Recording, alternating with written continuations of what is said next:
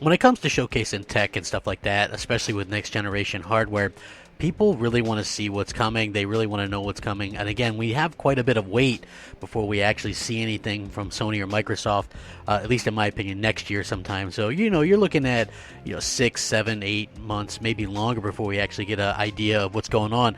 But Sony has taken things into their own hand, kind of showcasing something that we didn't really expect, and I think this sounds absolutely incredible. And this is more one of the lines of why Sony definitely know what they're doing, and Sony has people's attention with the PlayStation 5. So this is going to be a good video, and again, this is something where if you're looking for clarification, I linked it in the description, the source, so you can feel free to check that out if you want to.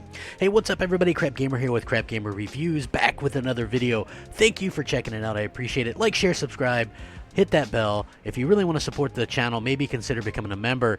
And I wanted to remind everybody that we're doing a BGST, Big Gamer Small Talk reunion this Sunday, 7:30 p.m. Eastern on Next Gen 720's YouTube channel. So you guys want to check that out. We got myself, Mooch, Zaire, Showstopper, Tim Dog.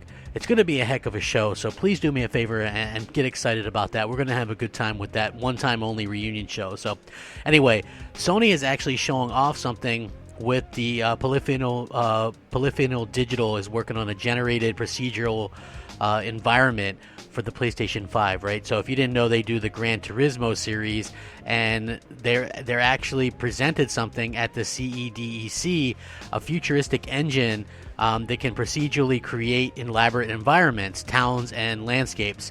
So basically, this is something that they're going to be using for future implementations for the next generation of Gran Turismo, which means it might be something that they could use for like single player or whatever, but I think it would be really cool no matter how they choose to be able to use this, using advanced like AI techniques and stuff like that. So it's work for the creation of objects in-game that are managed by the AI, and the entire area can be explored through a series of parameters that, once it's configured, it doesn't require any human intervention at all. The new engine is all procedural. So if you didn't know what that means, okay, like when you go to play No Man's Sky and you go to a planet, that's procedurally generated, right? Like not everybody is going to see that same planet that same way.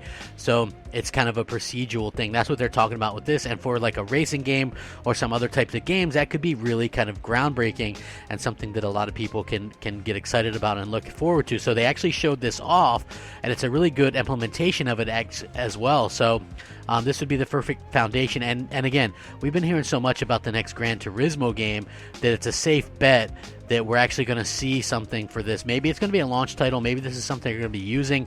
We've heard that they've had the models on this working up to 8K, the renders or whatever. So this could be like a 8K launch game, or or something that could get incredibly high frame rates. We were talking about procedurally generated environments now and things like that, or weather. So this is pretty cool. So the demonstrations by Japanese artists on the stage shows extraordinary simplicity of the use of the engine, building real time or flora, cities, roads, and maps and things like that. It can make them extremely large. It also does dynamic lighting and ray tracing through the new development technique to adopt it that they use to make it more realistic. So you can definitely see that the next gen Gran Turismo is going to be far more realistic than anything we've seen so far. Like I said, I will link this, but it sounds incredibly amazing. Sound off, rate, comment, subscribe. Thank you so much for watching. Rack 'em up. Crapgamer out.